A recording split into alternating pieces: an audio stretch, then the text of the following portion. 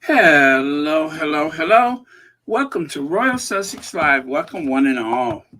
Uh, Denise Marcus, yes, thank you so much for being first. Um, Berta Sanchez, Lydia Washington, Lady Trillion, Denise Marcus was first, yes. Okay. So, if you haven't heard by now, apparently, let me put this up here. There we go. Just to make it a little more visual. Apparently, Church Nellie is in the hospital. Um, as it was mentioned, let me see here. Make sure I get this right. Um, yes, I'm currently in the ICU with an enlarged heart and fluid in lungs. Heart is not pumping enough blood. Everyone, pray for me. That is the message from Church Nellie. Um, so, what someone thought was Church Nellie just taking a little break from the madness was actually something far more serious. And and of course, our prayers will go out um, to Church Nellie, and especially from the Mod Squad in particular. um, because most people in the Mod Squad go all the way back to the beginning, even before Royal Sussex, I'm sure, to Tina and Michelle. So it has been a connection that has brought a lot of people together. And when something like this happens, um, it definitely has an impact. So you guys, please do pray for Church Nellie. Church Nellie has constantly been here to make us laugh, to police the joint when necessary, and a very strong supporter of so many things that we all support and people that we support. So, yeah, this does come as a shock. Okay, I'm just going to go through some of your comments. Hey, official Lauren Brown. I'm going to skip some names for now, and then I'll say hi to you guys as I get to you uh, for the rest of today. Let me see here. Oh, John Youngblood has a super chat. Baron, thank you so much for your voice. Your live podcast is raw and authentic. Your narrations are smooth and professional. Your singing is down home old school gospel. Okay.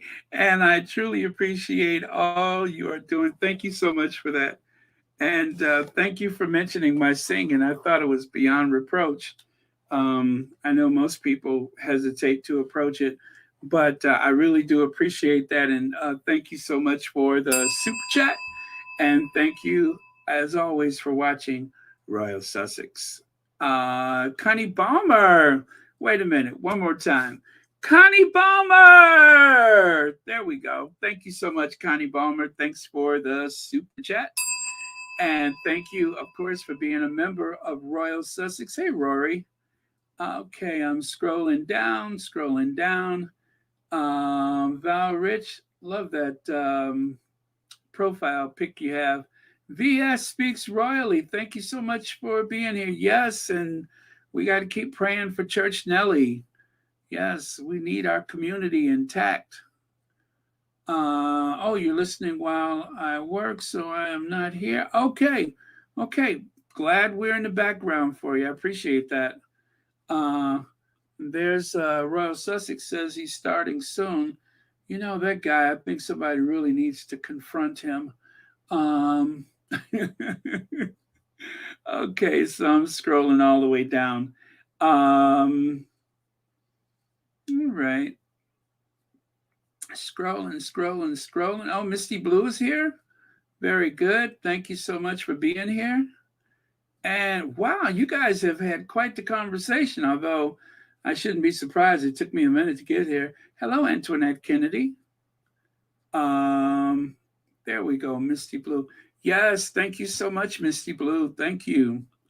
We are going to send all our prayers and positive energy in that direction.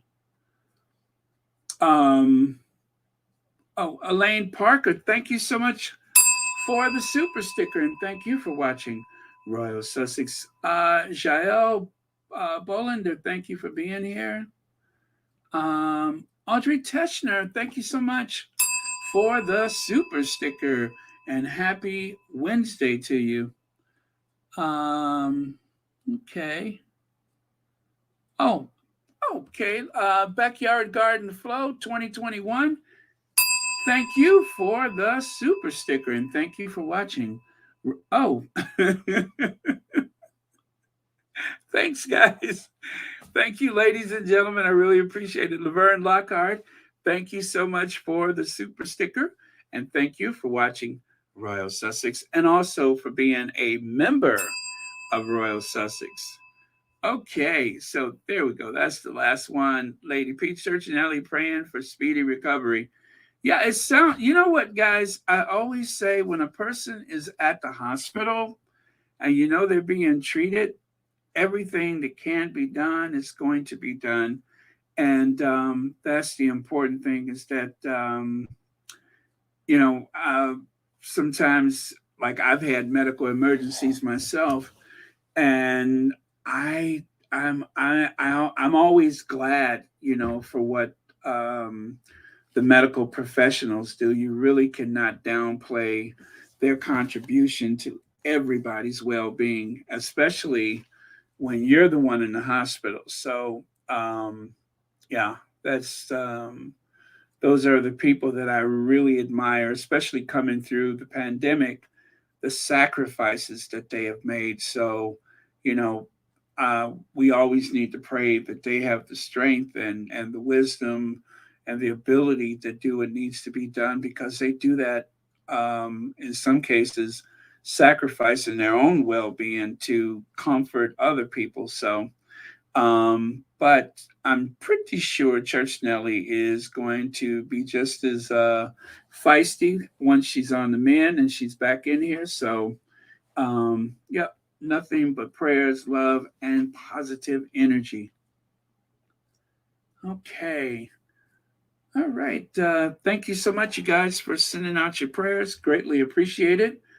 And Emerald Derek, I don't know if, oh, hey, Big Mama. I don't know if you're here today, but happy belated birthday. I think I said happy birthday yesterday, but if not, happy belated birthday again. Um, okay. Yeah, so you guys, I always rush to try and post those links at the top of the chat, but you can click on those from the comments. You don't like actually need me to do that every time, right?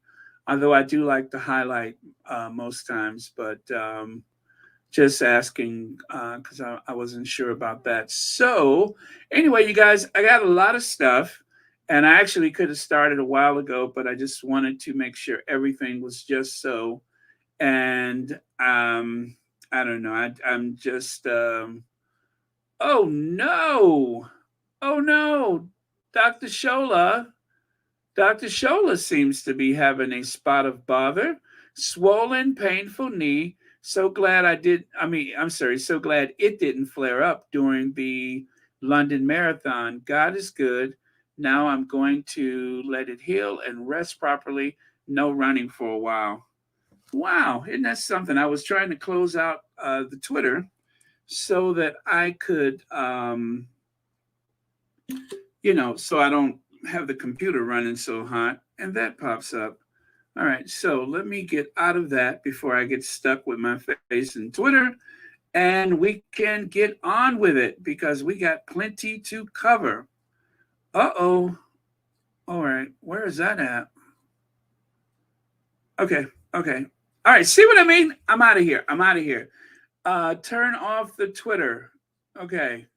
Twitter Twitter is gone. Good Lord, I want to be over there right now. Okay. Twitter, Twitter's gone. You have no idea how nosy I am for the Twitter. Okay. So what was I talking about? Um, it's hypnotic. It is those Twitter streets. All right. Okay, we're good. Let me continue here then. So, blindsided by Prince Harry again, according to Camilla Tominey, the royals must be feeling hacked off. Harry's witness statement depicts him as being on some sort of one man quest to protect royal privacy.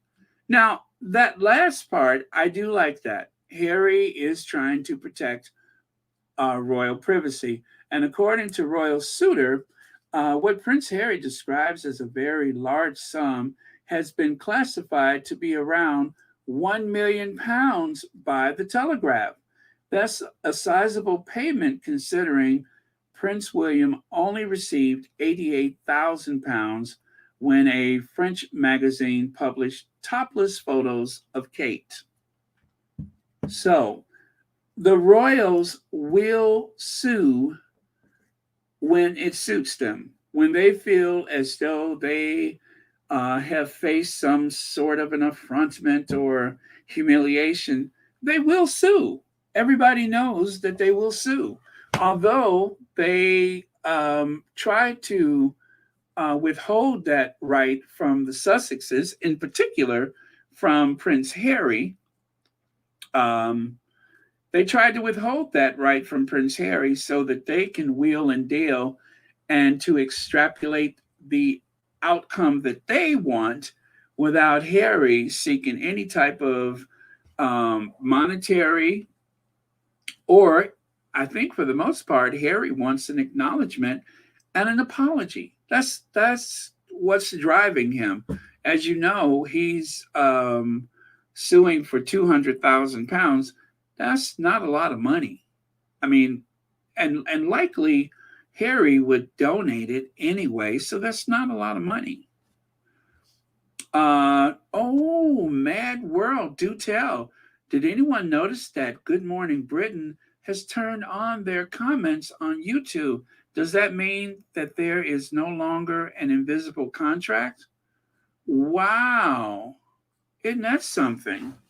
Okay, well, thank you so much for telling us that. Now, I have to say though, sometimes it's not a matter of a change of policy. Sometimes it may just have been a bit of neglect because there was that one occasion that Celibici actually left their comments on, and all of a sudden, and I'm just like, how did people even know to look for that?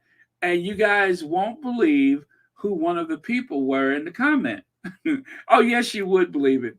Church Nelly.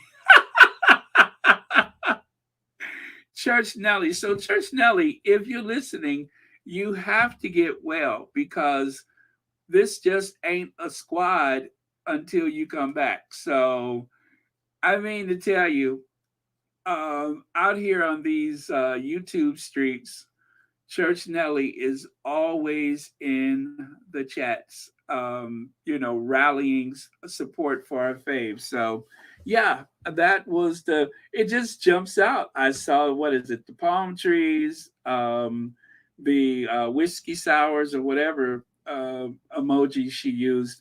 But there it was. So, yeah, Church Nelly, if you're listening, rest well, but we got a coronation going on here, so just so you know. All right. But yeah, in my mind's eye, I'm just seeing Church Nelly in that comment that they accidentally, mistakenly left on. Let's see. Let me see. Does CT realize how dumb she sounds? Of course, William wouldn't get a big amount when his teeth were.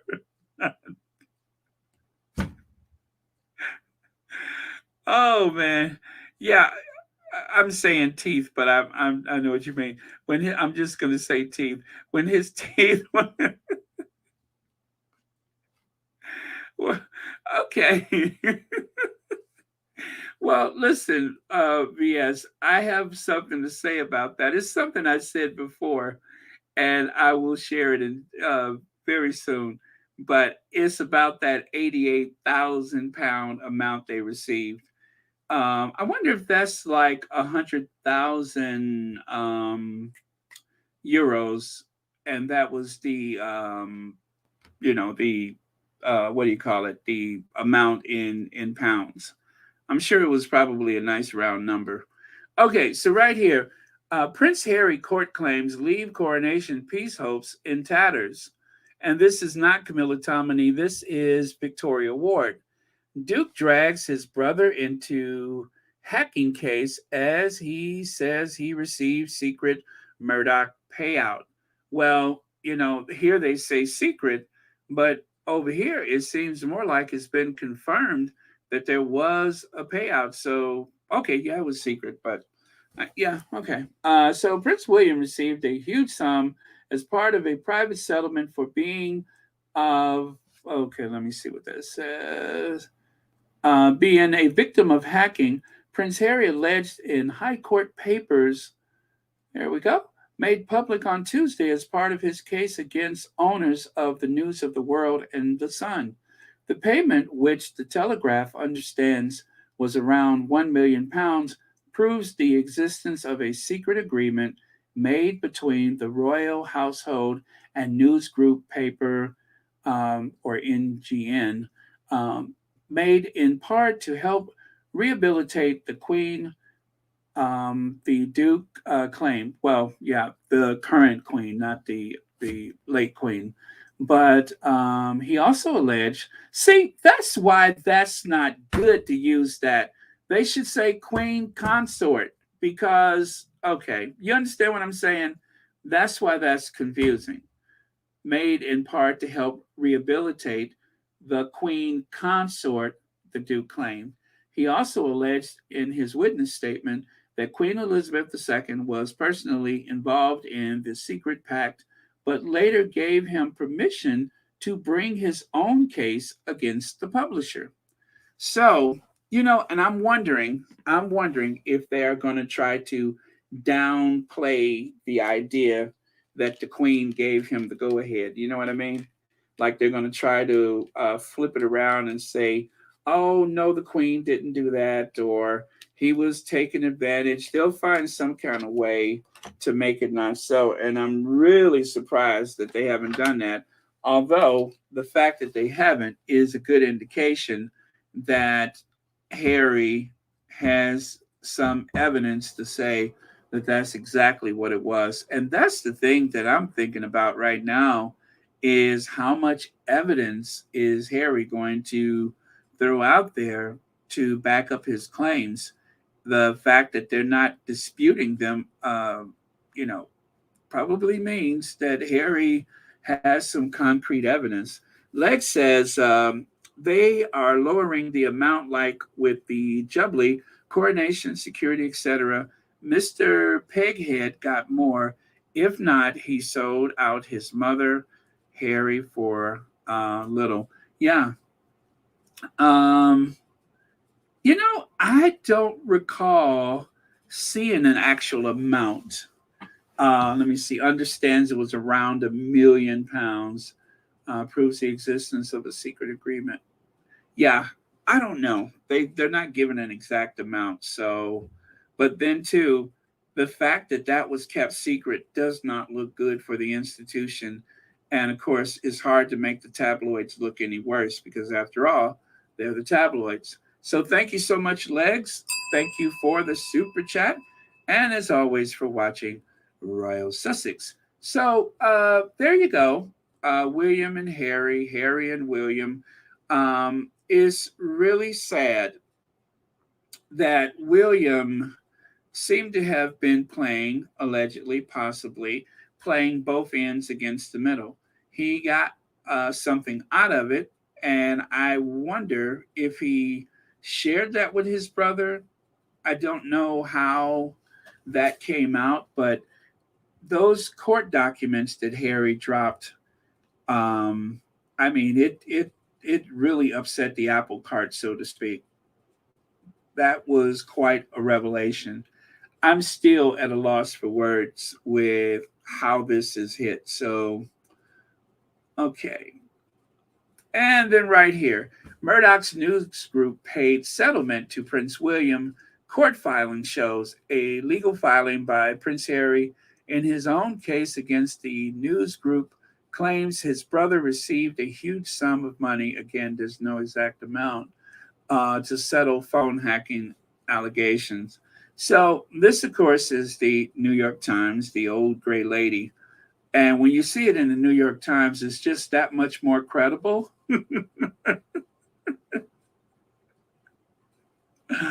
Oh man, and I'm sure that there are some people in the UK, in the tabloid media, the Fleet Street type. I'm sure that there are some of them that when they see that the New York Times has gotten in on it, they just literally start shaking. But there have been times when the New York Times has been quite fearless, and then sometimes they can kind of, go south with their reporting, and depending on who's writing, they sometimes can be a little iffy, but for the most part, they seem to want to, I guess, teach some manners to the tabloids. So let's go on here. So much of Harry's 31-page statement is a familiar litany of grievances against the London tabloids. He said the papers were guilty of utterly vile behavior in in invading, that is, his privacy and that of his future wife, Meghan Markle, as well as a former girlfriend, Chelsea Davy, who was hounded by paparazzi. Among their techniques, he said, was to hack his phone to intercept voice mail messages. Now, I listened to oh gosh, what was it? I listened to a podcast, and I don't know how to share it with you guys, but I listened to it earlier. The Prince Against the Press, and it's from Slow News Tortoise, I think is what it's called. And I don't know how to share it. I will put it on the community tab once I figure out the way to share it. But I listened to that today. It's like 58 minutes long, just a little shy of 58 minutes long. Riveting, riveting. I could not take myself away from it. So as soon as I figure out how to share this, I will. I could share it on the Twitter, obviously, but I don't know how to put it in the community tab for people that are not on Twitter. But I promise you, I will figure out how to do this. But it is Slow News Tortoise, and the podcast is called "The Prince Against the Press." The press, not pressed, press. That's what it's called. But man, was that good! I just don't know how to share it.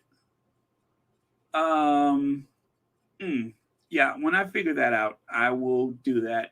It has some commercials in it if you don't have a subscription. So don't be confused by the commercials. But as soon as I figure out how to share it, I definitely will. But it's called Slow News Tortoise, or is it just Tortoise? But anyway, um, and it's the article. I'm not the article, but the podcast is what I just said it was. Okay, let me get away from that before I get stuck with that. All right, so and then of course the bottom there. Now, in his legal case, Harry is exhuming some of the royal family's most lurid and cringeworthy moments on the eve of his father's coronation as Charles III. Charles later divorced Harry's mother, Princess Diana, and married Miss Parker Bowles, who will be crowned as Queen Camilla alongside Charles on May 6th. So, yes, talk about awkward. Talk about awkward. I don't want Harry to go now. I really, really, really, really, really don't want him to go. Before this, okay. But now it is way too awkward, way too awkward. And for William, it is going to be absolutely embarrassing. He should be embarrassed. I doubt if he will. He's going to turn that embarrassment into rage and hostility, I'm sure. But I really don't want Harry to go. And it's not like, he's hiding out for something. He's not the one that should be ashamed. It's the rest of his family that are the ones that should be ashamed. And what's really so horrible is when you think about the fact that Harry, someone had tweeted that earlier with, some receipts, that Harry, in grief for his mother, was sent back to boarding school while Camilla moves into the house and takes up that space that was his mother's space. They're throwing a 50th birthday party for Camilla. All these things, and Harry wasn't given any proper consideration as a young man in a terrible amount of grief. So when you think about that and how that's gone, I don't have any sympathy for Charles or Camilla, none whatsoever. Shirley Kearney says, Baron, so if anyone was paid off, then what will happen for Prince Harry? Those people are crazy. Do not worry, Baron. They probably do not want him to come. Yeah, I think at this point, for everybody involved, it's going to be very awkward, and for Prince Harry in particular, I don't want him around those people. They cannot be trusted. Laurie says, with all the receipts Prince Harry has and collected throughout the years, I am surprised the royal family did not come to the Sussex's defense against the press. The family must either be stupid or clueless or involved in some degree. Or involved in some degree. Harry was the sacrificial lamb. Harry was sacrificed at the altar of his stepmother to reform her reputation. They offered up Harry. That is the only way that that makes sense. It's what Harry said in his book. And if you look at the receipts, the way these things play out, absent any other logical explanation, it seems to be the truth. It seems to be the truth. With all fairness, I wasn't there at any parts of this, but absent any other explanation, then what else could possibly be the truth? Aided and abetted by someone within the institution, if not a family member. Harry already had these court dates. They shouldn't have picked this date for the court coronation. Uh, Thank you, Big Mama. And you know what? You get a bell for that because it is finna hit the fan. I love it. It is finna hit the fan. It is just a big splat and then flying off the tips of the blade, and yes, it's going to hit the fan. I love it. From what I understand is that Prince Harry had to be there. He has to be there because he is involved in some of the government stuff. So he has to be there to represent whether he wanted to or not. Yeah, Berta Sanchez, I mean, I know he's going to go. And our Harry is nobody's coward. I know he's going to go.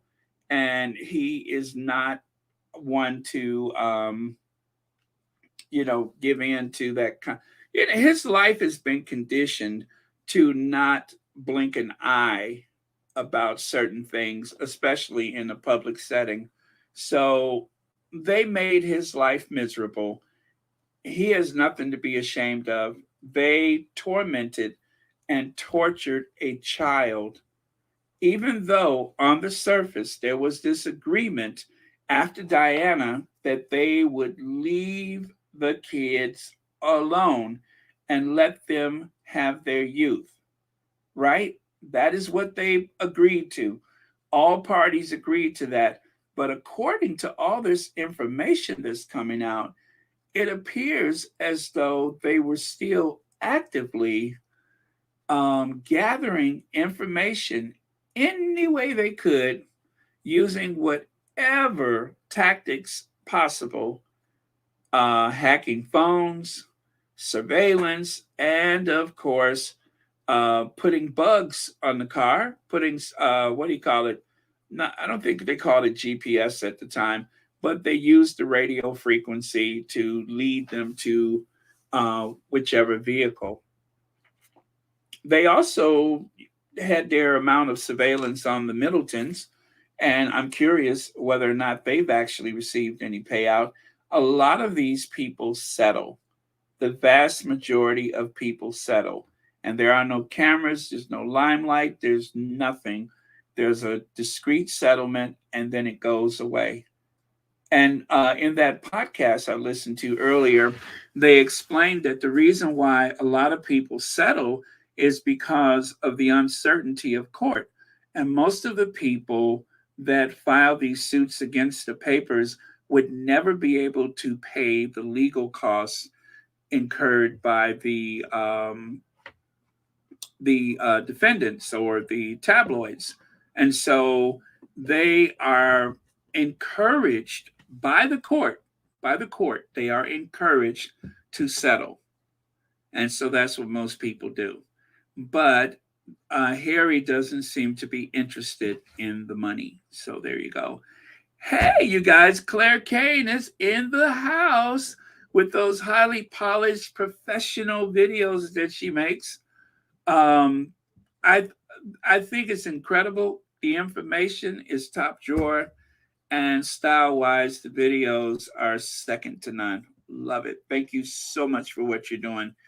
Incredible work. Love, love, love it. And you guys, please make sure that you are subscribing to these Sussex friendly channels, which, by the way, I forgot to mention congratulations to Anne for 15,000 subscribers. But yeah, congratulations to Anne. That is a lovely milestone. So I'm so glad that at a time that this coronation is trying to command the news, notice I said trying, that when people are out there looking for information, the algorithm is throwing some of these Sussex friendly spaces at them.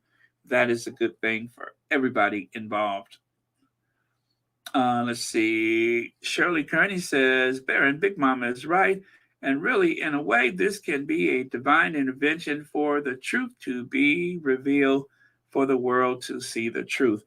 Yeah, Shirley Kearney, I don't doubt that. I don't doubt that at all, because with the spotlight on the royal family for the coronation, it is a lovely contrast with all of the other things going on, that this information is in the backdrop so that more people would have eyes on it. So at least people can have an informed decision about the institution and, of course, the future of the institution, because it's pretty much been a one sided story because of the sheer amount of royal reporters, royal reports, everything from the Today Show to the, Australian hatchet job channels that they have.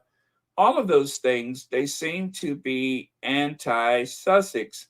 And even when they do try to report a truth, they inevitably end up leaving some room for doubt about anything that the Sussexes have said or done. They always leave a lingering smirk and some type of sassy comment so that you would have doubts that the Sussexes are in any way correct. And that really frustrates me, especially when I see African Americans on television in the United States carrying on and conducting themselves in a way that benefits that institution. But there's a lot of writers that are actually royalists. There's a lot of reporters that come here from the UK. You guys know I spotted that one that had that horrible illness, which had nothing to do with the Sussexes, although it just happens to have been her story. And I was thinking to myself, how could someone like you, this individual, write such horrendous, evil, mean spirited stuff about two people that you don't know, you never met, and you are literally judging them based on talking points from the rest of, I'll just say, your kind, from the rest of your kind, royal rodents, royal reporters, royalist sycophants, cult members. And even more insulting to me is that you come over here with it and get a job for a television network that dates back to the 1940s. It's insulting. So that you could come over here and drag an American who has done absolutely nothing to you. That never doesn't get under my skin. Thank you, Shirley Kearney, for your comment. Okay. So let me do some scrolling here. Hello, Rosalind Gatewood. Let's see. Let me see. Yes, I don't think the intention was to get rid of the girls, but just to expose anything private about their lives so that they can compete with other papers that had like this catch the big game. It was like they were hunters, like the hunters going to Africa trying to catch the big game. They wanted to have the big trophy. They wanted those stories like trophies. And it was like an intelligence agency that had formed, a pseudo intelligence agency that was formed to expose and brief and chase and going after a young woman's medical records. Going after a young woman's medical records. What is the point of that? Has she had an abortion? Has she had an STD? Has she this? Has she that? How are you? And these people have children of their own. How would they feel if someone targeted their child? And then, too, Harry, who had tragically and mysteriously lost his mother in that tunnel in Paris, had all of the other things to deal with. And then the one thing that he really wanted, that he thought would make his life so much better, was a partner to share this work with him and to be a whole and complete family, just like everybody else supposedly had. And over and over again, they did everything they could to try to take that away from him. And I think the reason why some people in his family didn't push harder to protect him is because it suited them to make sure that he was isolated, alienated, alone, and there to do their bidding. That seems to have suited them in so many ways that we can't even calculate. But we know that that's what happened. So thank you so much, Rosalind. What a cruel bunch of people, though, right? Just there's no way to qualify their cruelty. Okay, so this guy right here. However, Harry said he was told shortly before his and the Duchess of Sussex's wedding that nothing could be done by Gerard Tyrrell. Okay, let me pull that down. I got to stop putting stuff. Okay. Who the Duke later described as the institution's lawyer, taking directions from Clarence House. Let me say that again. Nothing could be done, according to this Gerard Tyrrell, an institution lawyer who seems to have taken his talking points, his directions from Clarence House. So I guess if you're not the one directly paying him, you don't get to say that you have somehow been compromised by the newspapers. You don't get to say anything since you're not paying them. But now that Harry is paying his own lawyers, guess what? Now he can have a vigorous defense. He can vigorously defend his reputation. He can seek justice for all the injustices that has been done to him because now he's paying the cost to be the boss. You don't have to depend on this institutional lawyer, this country solicitor. I got that from Downton Abbey, country solicitor. Anyway, this country solicitor, you don't have to depend on someone like that. You can have your own defense now. You're all grown up. Oh, and did I mention rich? You're grown up, you're rich. You can hire your own people. He said shortly before the wedding, we were informed by Gerard Tyrrell that nothing could be done as NGN were not in a position to apologize to Her Majesty, the Queen, and the rest of the royal family at that stage on account of the fact that if they did so, they would have to admit that not only was the news of the world involved in phone hacking, but also the sun. And that was something that they could not afford to do until the end of the litigation because it would seriously undermine their settlement strategy across all the other claims. Harry said he understood this conversation took place between Charles' communication secretary and Miss Brooks.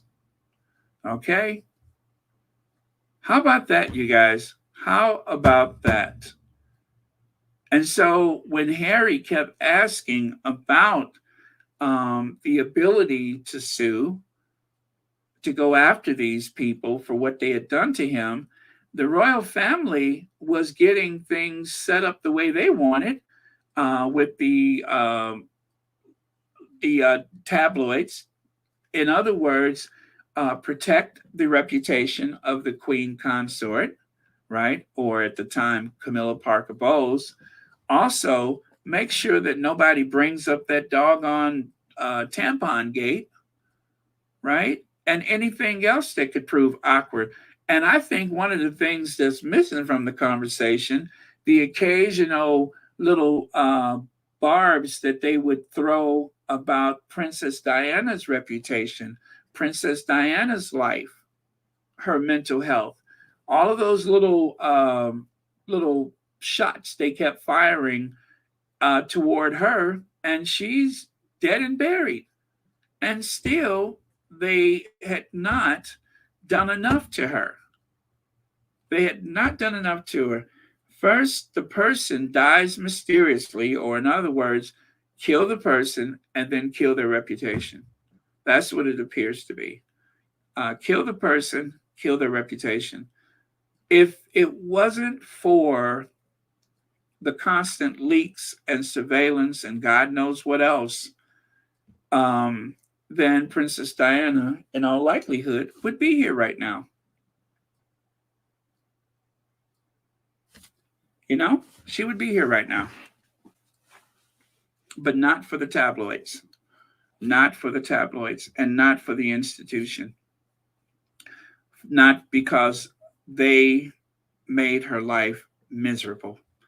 And then after targeting her and finding that she died, then they started targeting Harry. You just could not make up something like that. And what is it he was guilty of? What was Harry guilty of aside from being Diana's son? Which makes you think that someone who took Diana's place needed to lash out at Harry, needed to make him a villain so that they would feel okay moving into Diana's house, sleeping in Diana's bed. using Diana's fashion designer, wearing jewelry, all of those things. You have to make Harry a villain to make that okay. Rosalind Gatewood, did I say thank you? I don't know if I did, but thank you so much for the super sticker. And thank you so much for watching Royal Sussex. And happy Wednesday to you. Thank you so much for being here. You are a member, and that is outstanding. B10 Pal says, I cannot imagine how Duchess Meghan must feel knowing her hubby, father of her children, will be in danger while in the UK. Nerve wracking. Yeah, B10, I hope it doesn't come to that. But you know what, guys? Let me tell you something. One of the reasons I know a lot of you guys don't really care for Joe Biden, whereas I feel differently. Joe Biden rescued me from one of the worst periods in my life, and that was Donald Trump. Donald Trump was so petty that every president, when they win the election, every president elect, they usually travel to Washington, D.C. on Air Force one of the variations of planes that are in the fleet of planes. There are several government planes that are used by the president. The only reason they call it Air Force One is because the president is on it. So whatever aircraft is Air Force One. It don't even have to be painted with that livery. So Joe Biden had to charter a jet. His campaign had to charter a jet to get to Washington, D.C. He had to pay to get to Washington, D.C. Instead of being enveloped in the safety of a government jet, Donald Trump refused to allow him I would say, the right to travel to D.C. on a government plane. So he had to charter one. That's petty. It almost sounds like someone who takes the security away from his own child with like a week's notice. That's petty. That's petty. That's why I celebrate Joe Biden. And I don't care who don't like it. That's why. Yes, I know about all of this and that and this and that. Yeah. A lot of stuff that he voted for, so did the Congressional Black Caucus. So did everybody. So I'm not going to hold that against him. But in this moment, when we nearly had our government decapitated because of the pettiness of one person, and that same pettiness is going to be the downfall of the monarchy. That same malicious pettiness. There are just certain things that you ought not mess with. And Charles was being particularly malicious toward his son, under the instructions probably of the people around him. And so if he's not in power, then why is he there? Verda Sanchez says, if you think about Prince Harry has receipts, I wonder if that meeting between Prince Harry and his wife and the Queen, without anybody knowing that they were there, did she give him those receipts? Ooh, Verda Sanchez. Verda Sanchez, you have just earned yourself a bell.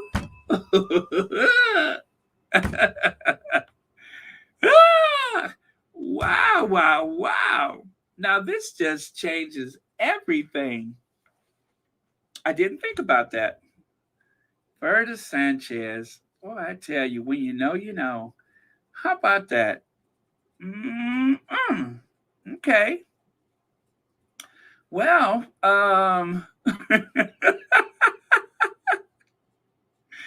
okay, I'm getting hot now. Hold on, let me go and crank up some AC. Give me just a second. I know I'm not going to make it back, but let me try it anyway.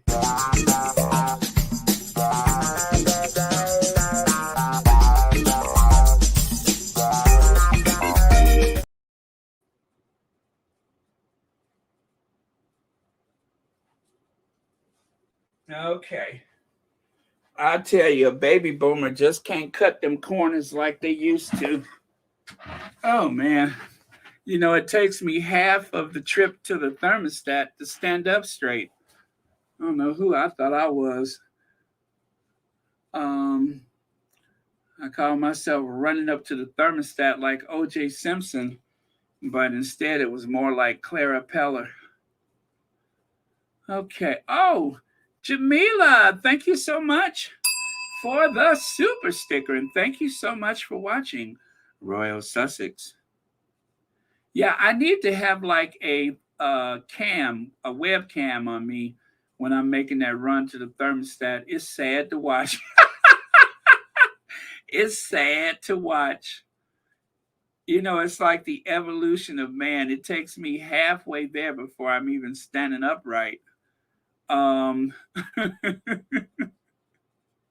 I leap out the chair. This is popping. That's grinding, and that's me on the way out the chair. Oh man. Okay, so oh, okay, that's interesting. Let me see. Lambert Charles says, Baron, if given opportunity, they can also. Ooh, I don't want to say that word. Huh. Yeah, let's not think about that one. Yeah, I don't want to think about that one. That one's just a little bit too heavy for me. Vinny Blair says, now we know how much of a myth this closeness between the brothers was, a fabrication of the hack's imagination, which Bulliam used to slyly attack and insult Harry all his life. Yes, he did that a lot, didn't he? He has always used Harry. Yeah, he did that a lot. He did that a lot. It seems like it was just this benign negativity that he had all the time, all the time. And Harry constantly trying to reach out to his brother for love and support. And in exchange for that, William constantly slapped him back down again and again. And so, oh man, and in not just one interview, every interview, William looks like he's just so impatient with Harry. Okay, so here we go. The new idea. That's a magazine, I suppose, from 1993. Royal Shocker. Charles and Camilla's sensational love tape. Complete transcript. Well, we've all seen that transcript. And you know what, guys? I shared that. I told my aunt about it, and I said, I'm going to send you the transcript. Um, to say that she was shocked is a monumental understatement. Cookies and Cream says, the eyes of the world are upon the Unroyal family now. It would be very foolish of the Unroyals to try and do anything to Harry when he goes to the UK. It would definitely bring an end of the monarchy. Yeah, it would not be without consequences. I could assure you of that. Let's see here. Teresa McDougall says, Baron, Queen Elizabeth II says, Philip? Philip? I'm coming home to you because Harry is going to give them hell. Yeah, I told you guys, remember I kept saying, you guys were like, oh, the queen was this, the queen was that. I said, yes, but something was going on toward the end. And I really want to know what happened with the queen. I still want to know. I can't change anything. I'm certainly not in a position to arrest anyone or anything like that, but I want to know what happened to her. Something happened. Something alarmed Harry, and whatever the queen was to Meghan, whatever she was to Harry, I don't think that they are exaggerating about their fondness for her, especially Harry, of course, having grown up with her. but something happened. And Megan's not a phony. Megan is not a phony. She says what she means what she says. If she didn't have any positive feelings about the queen, she wouldn't say anything more likely. So something happened, and I really want to know. And at some point, something is going to crack. And I hope that it doesn't have to come from the Sussexes first, but something is going to crack. And we are going to find out what the last days of Elizabeth Alexandra something something Mary Windsor. We'll find out how those last days were, whether the last year, the last 2 years, several things. I want to know. I just want to know. I want to know how it plays into the way that the Sussexes were handled by that institution for the period of time that Megan was there or the period of time leading up to the wedding. I want to know how that was handled. So, Teresa McDougall, thank you so much for the super chat. And Lauren Tagarin, thank you so much for the super sticker. And thank you for watching Royal Sussex. So, okay, lots of comments. I'm going to scroll ahead here. Beverly McCaskill says, I really don't see Prince Harry going back over to the UK except for well child, etc. And when King Charles dies, they are so dumb for taking their house security away. Payback is a B. It sure is. It is. Uh,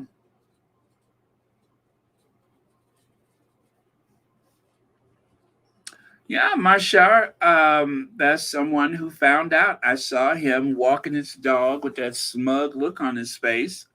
And I tell you guys, his mouth, there's a lot of people trying to gaslight us into believing that there was something racial about his termination or that it had something to do with them trying to take the network more conservative.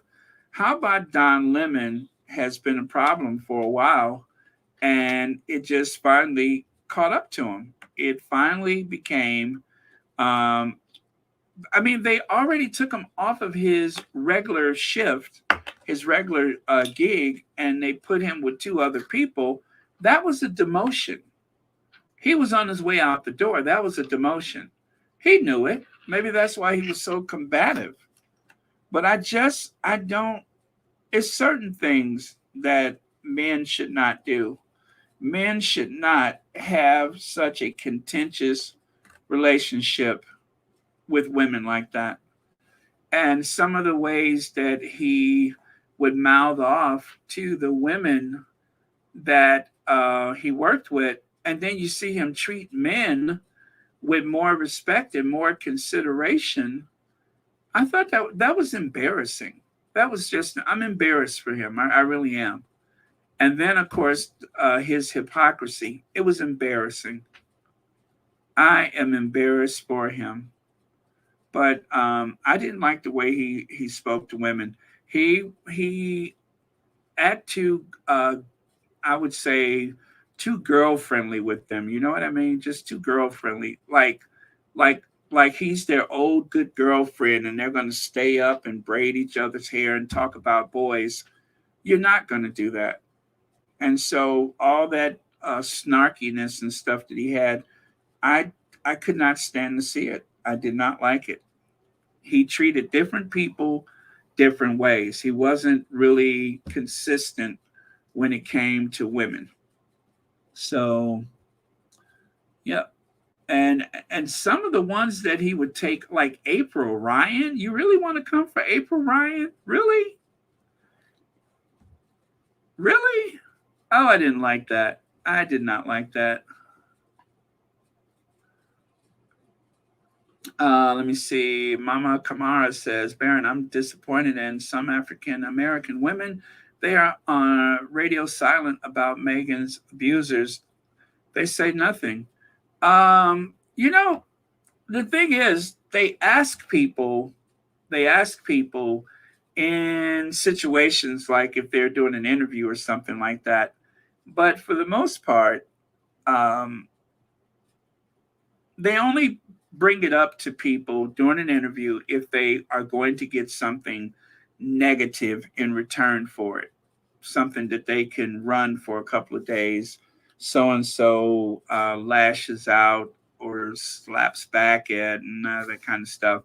But I would say that for most African American women, a lot of people don't see the information that we see.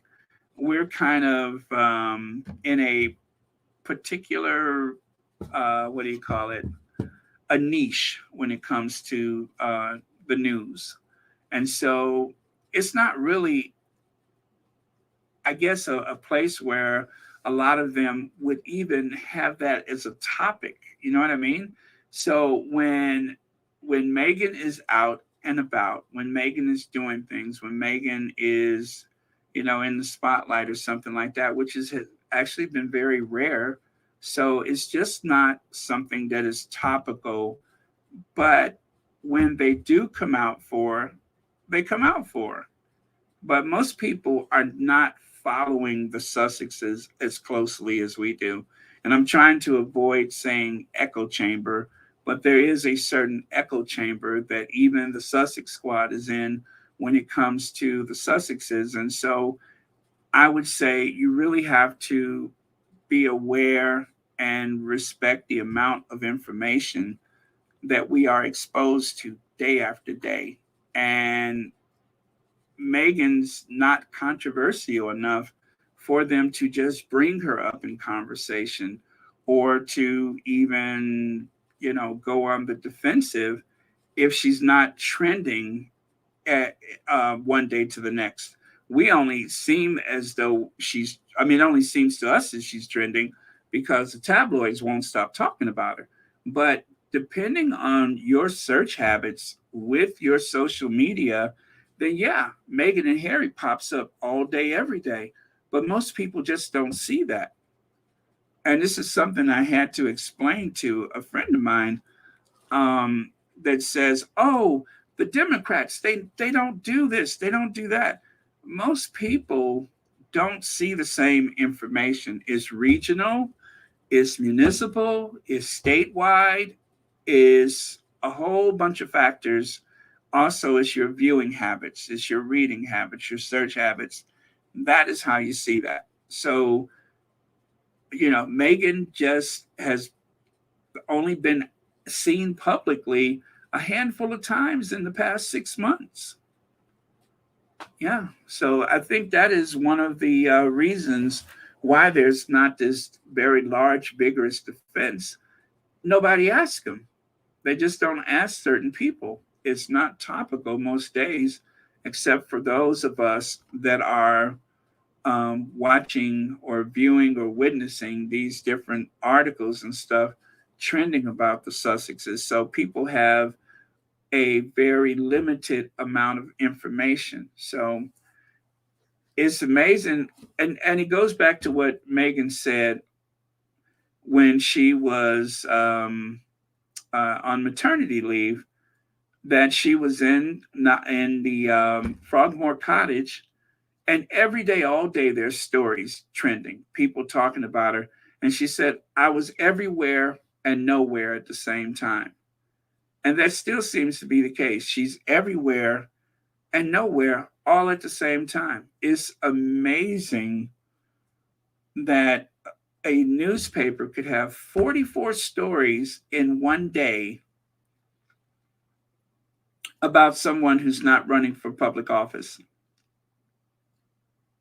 someone who has not committed a crime, someone who's not infamous for any other reason but marrying Prince Harry.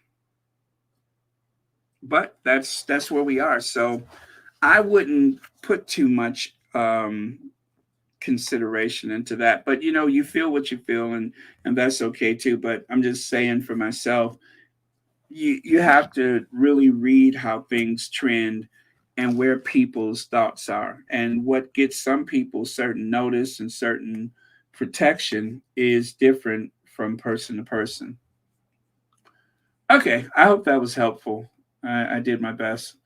Let me do some scrolling here. Leg says, I wonder how the crown adjusts for the revelation in Spare. Are they going to play up the brothers, Harry doing drugs, etc.? We know, I mean, I'm sorry, we now know the truth and not what they want us to see. Well, I thought that they were going to well, you know what? I guess I'm probably thinking wrong because I have seen an actor that is supposed to play Prince Harry. So, they got the cast in place and it will feature Harry. But I'm wondering too, they would be foolish to not play it up just in terms of the publicity and all. I mean, when they advertise and everything, to be able to advertise a storyline with the two brothers is too tempting to resist. So I think it's a high likelihood that they will do that. And but I think that there's going to be a big love story for Will and Kate, and possibly not so much about Harry, but we'll see. I kind of would rather they just leave him alone because I know, given their track record, they are going to make the wrong people seem too human and too reasonable, whereas the way they've done Princess Diana, they made things way too kind and considerable to Charles, more than what he deserved. I mean, it's I don't even know that. Well, I will watch it. Let me stop lying. I will watch it. I'm committed to watch it. But if it's anything like last season, it's a disaster. And I love Netflix. I love their programming. I pay for it every month and don't even watch it most times because I think they have some very unique programming. And of course, the Sussexes have a big fat contract with them. But otherwise, they really dropped the ball with Crown. Mystic Toxin. Watch us find out that Camilla has more royal blood in her than Chuck or some crazy. Okay. Well, you know what? Um, she could have more royal blood, but even if that is the case, they don't accept people that are born out of wedlock and such. So if that's where her family trends from, then I doubt if she would have any claim. Just like they don't accept Catholics, you can't be a Catholic and be on the throne of England. But if that did happen, I tell you what, Camilla has done things that she wasn't supposed to do in the first place. So, um, you know, Legs, I'm sorry, did I give you a bell? Thank you so much for your super chat. Let me see here. Lauren says, Baron at Royal Sussex, what a beautiful point about men who should not have contention with women. That is such a deep truth that more men need to learn. Yeah, I grew up in a household where, okay, all grown people are going to argue, but there was a certain line. There was a certain line, right? And you just don't cross that line. And you know, what I find sometimes is that someone like a Don Lemon, who, let's say, he's a little prissy by nature. I uh, I I I just think, and I'm trying to be careful with my words. Whatever whatever is going on in your romantic life, in your married life, or whatever, you see a lot of men working in certain industries that cross that line with women. And I'm just old school. I'm just like, no, no. I mean, I get all that, get girl friendly and stuff like that. But yeah, that bothers me when I see that happen. And with the Don Lemon, the nature of his work and the powerful position that he was in, and the way that he just I didn't like the way he talked to women. I don't like when men talk to women like that. I don't care who the men are or what their backstory is. That is still the fairer sex, and you just should not conduct yourself in certain ways, whatever the circumstances. It's just not right. And or if I can quote Don Lemon, it's just not done. How did he say? It's gauche. It's gauche. So yeah, that always bothered me about him. I don't have respect for men that are so bitter toward women. Um, that always bothers me. It says so much about their character. But thank you for that, Lauren Brown. Okay. All right, so I should move on. Oh, Fisher Lauren Brown says, "You're so right. The algorithms puts us in a bubble, and with my blocks so strong, I really do not see the hate. So when I see the hate, the volume is of it, I'm kind of shocked. There is a larger picture." Thank you so much, Lauren Brown. That's the way I see it.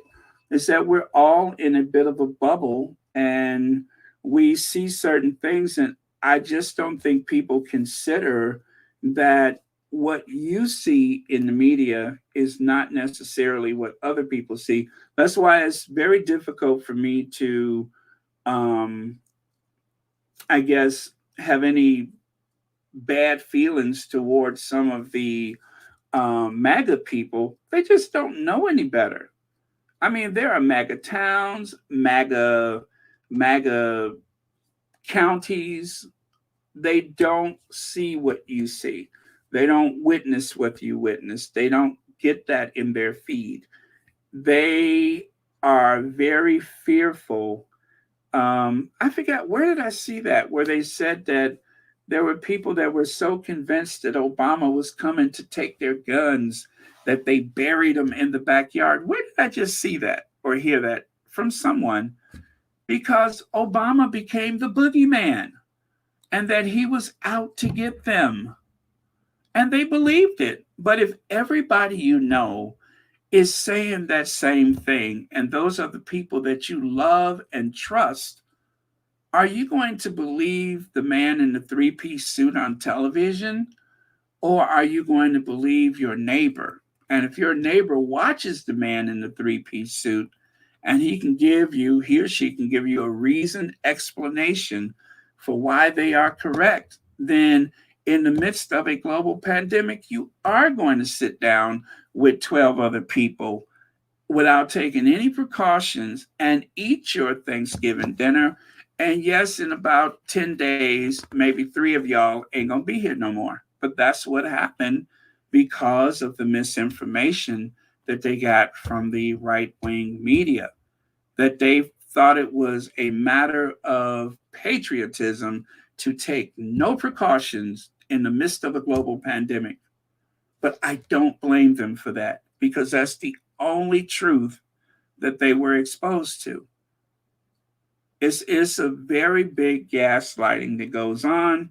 And that's why I always tell people, don't just stay on Royal Sussex. There are other channels out there. I should not be the only person you're listening to. I should not. You need a variation of voices. Lauren Brown happens to be one of the more reasonable voices, in my opinion, always well informed, which is why I'm always like, Lauren, do you want to come up and talk? You feel like talking today? Because Lauren is going to give it to you straight and balanced, not any hyperbole. Oh, wait a minute. Did I just say that word? I give myself a bell. It won't be hyperbolic and pretentious. There we go. All right. So thank you so much, Lauren Brown, and thank you. Oh, you are a member of Royal Sussex. Thank you so much. Still a bargain at just $4.99. Okay, I gotta move because I still got so much to cover. So much. Oh boy, I'm cranking past everything. Let me see. Sean says, I met Don Lemon a long time ago before CNN, and and it was. I am going to leave that open to imagination, Sean. But yes, Don Lemon is a handful. Donatella Lemon. Donatella Lemon. Thank you so much, Sean. And let me see. Black Pearl says, Baron, stop trying to run the house. Baby boomers break bones. I did. Yes, I'm trying to run in the house. Baby boomers break bones. I have a story about that I haven't told yet. And trust me, I get what you say. I am still paying the price. I was foolish and I have been paid out for my folly. Trust me when I say that. So I understand. Thank you again for your super chat. Let me see. It might be pretentious though. I have my come on, Lauren Brown. I think that your conversation is always very precise and measured and thought provoking. That's just how I see it. But yeah, I mean we're all human. But yeah, I get what you're saying.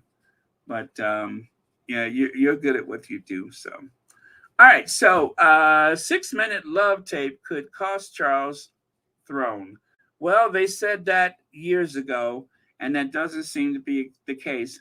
And the reason why I wanted to bring that and put it on the screen is just to remind you guys, or at least to have you think to yourselves right now. Harry seems to have paid a tremendous price to save the reputation of not, or to salvage the reputation of not only Camilla, but Charles too. They both needed rescuing. They both needed that. And so it is alleged that in order to get control of the media, in order to um, I guess, have some type of leverage and to keep the dogs from snapping at their heels, it seems as though Harry, amongst other people, I'm sure he wasn't the only one, but he seems to be the main person in the family that has been the victim of what seems to be a conspiracy. It seems to be a bit of a conspiracy, and it is so abstract that it is hard to get people that need to pay attention. And I guess that's the other thing that I want to say about how people view Megan's situation. It is very abstract, and it is very much played with a lot of gaslighting. To us, we have the receipts, we know the details of it, and this is another thing, even away from Royal Sussex, I find myself having to explain a lot. So someone told me that is not a, royalist or anything like that, not into anybody in particular, but I would say a Sussex sympathizer, asked me why did their docu-series seem so preachy? Why did it have all of these weird collages and flashing newspaper headlines? I said, well, there's two things going on. Number one, there's litigation coming down the pike, so they have to be careful what they say. And number two, there is so much to cover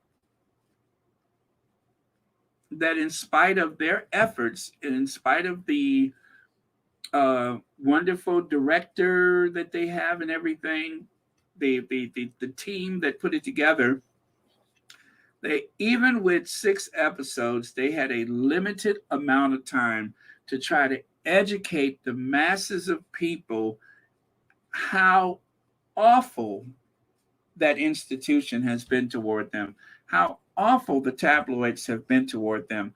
Now, as a squatty, I believe they did exactly what they had to do. And I think with the critical acclaim that they received from just the average person who knows so much more about them and actually have a greater appreciation for their situation, Um, I think it hit the target. But for some people, they don't understand why it was formatted the way it was. And, it was a lot that needed to be satisfied, considering there's a book coming out in the fall or in the winter, and also considering that there is still litigation going on. They did what they had to do the way they had to do it. There's a reason for it. And I hate that I have to keep explaining that, but that is the truth. They did things the way it needed to be done in that time period with the material they had to work with. And after the litigation, then the way that they tell their story will be different. But for now, there's certain people that they need to protect, and certain people that they cannot, fully disclose things until such time. So I would say that for people who are waiting for that, just please be patient. They got other obligations right now, but we will get to the truth. We will in due time. Um, Talking about sleeping rough with a black man. Oh boy.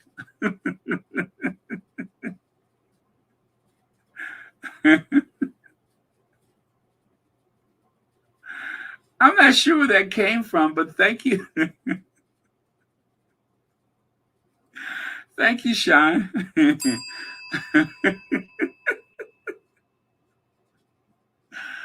Oh man. Um yeah, you haven't really slept till you slept rough with a black man. Um Knock knock. I said knock knock. I know it does look like some droopy uh okay. All right. So knock knock. I said knock knock. I'm just kidding. Knock knock. Who's there? Tampons. Tampons who? Tampon gate. Um what's so funny is that for all of the conniving, all of the sneaking around and whispering and late night phone calls and everything, all of that, and it's coronation coming up. And what are we all talking about? Tampons. It is going to come back to tampons. That is what's so funny to me. It's not coming back as strong as it needs to satisfy my morbid, sick sense of humor, but it is so true. It has come full circle with everything that has been said and done. Somehow we have managed to get right back to the root of the matter, tampons. All of this was to help people not think about tampons. And I'm sorry, that's all I can think about right now is tampons.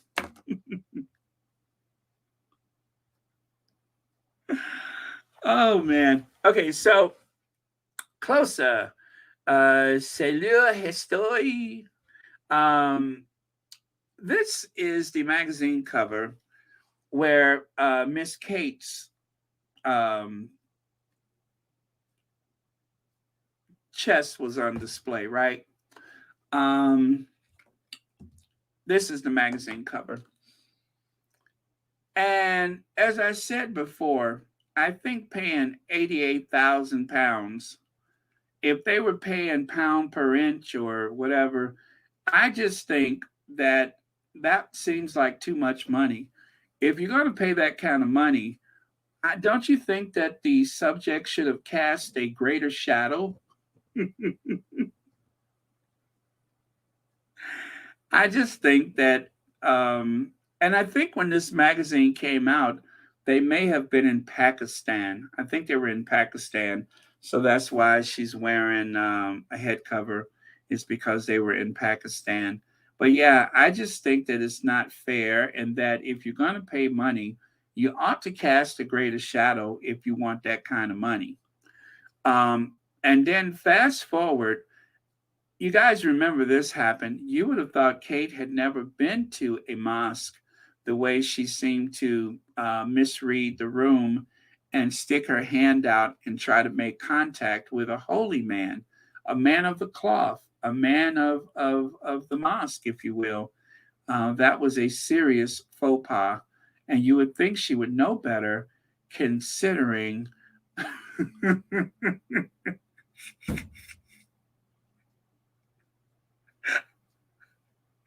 two frozen peas on anyone's chest would be overpriced, even given away free. Oh, hi. Um, Hello, Ivy here. Hello, Ivy. I love it. Thank you so much. And I love you. Thank you for being here. Everyone, Ivy from Sussex Global UK. There is the link right there. Ivy, you've been posting on Thursdays lately, right? Not Sunday? Or did I get that wrong? I think you've been posting on Thursdays. But either way, I think I watched the last one. But thank you so much for being here, Ivy. That means a lot to me. All right. So anyway, off with those frozen peas. Let's thaw them out and and also because I am a bit petty, I just wanted you to see how we have progressed since our post-wedding days, and now here she is, a future queen. She just got one more heartbeat to go, and then she'll get the big job. So I think she's ready. She has done all the things that has been asked of her, which is not much, but she's ready. So I just wanted you to see that that wasn't the first time or the only time that she's been to a mosque. You may remember that she had recently went to a mosque and had a spot of bother, as Nana Akua would say. So yeah, and I'm just being petty. So there you go. Okay, let me see. Only audio rebrand podcasts from previous years appear sometimes midway. Oh, okay, I got it. Thank you so much, Ivy. Thank you very much. I understand now. Okay, so don't want public money to be spent on the coronation. It's, guys, there's a group called Republic. Republic. Now, for a time, Republic.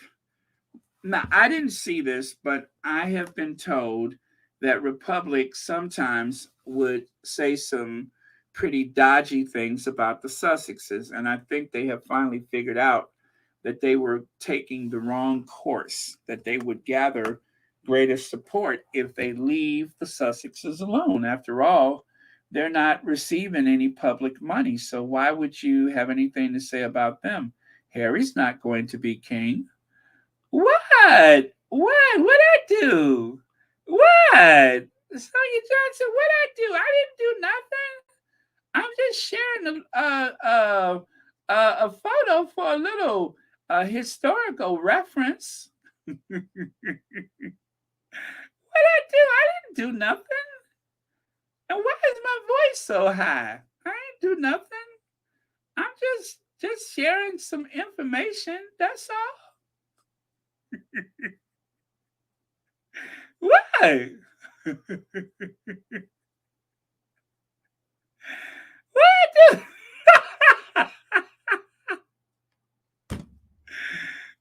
I don't understand.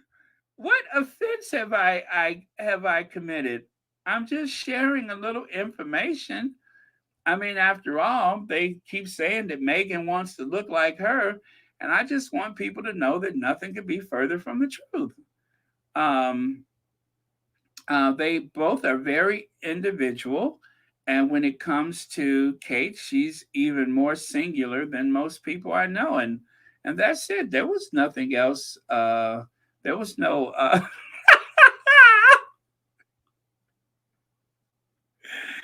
Oh man.